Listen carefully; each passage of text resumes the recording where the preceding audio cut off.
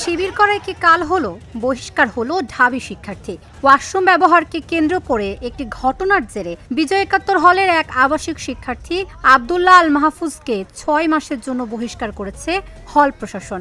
একই সাথে বাতিল করা হয়েছে তার বরাদ্দ করা আবাসিক সিট।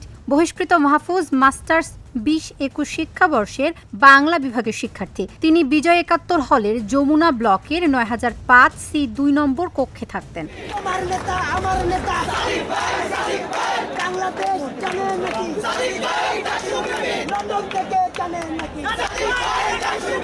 ১৯ জুলাই আনুমানিক রাত ১১টা ৫০ যমুনা ব্লকের অতিথি কক্ষ সংলগ্ন ওয়াশরুম ব্যবহারকে কেন্দ্র করে মাহফুজের সাথে টেলিভিশন, ফিল্ম অ্যান্ড ফটোগ্রাফি বিভাগের ২৩-২৪ শিক্ষাবর্ষের শিক্ষার্থী আহমেদ শাহরিয়ার নীরের একটি লড়াই হয়। এ ঘটনায় হল প্রশাসন ৩ সদস্য বিশিষ্ট একটি তদন্ত কমিটি গঠন করে। তদন্ত শেষে কমিটি আব্দুল্লাহ আল মাহফুজের কর্মকাণ্ড বিশ্ববিদ্যালয় ও হলের শৃঙ্খলা পরিপন্থী বলে বহিষ্কারাদেশ জারি করেন।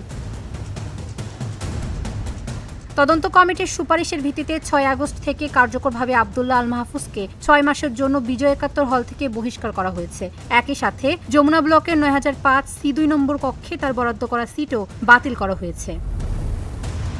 Dhaka journal, news desk.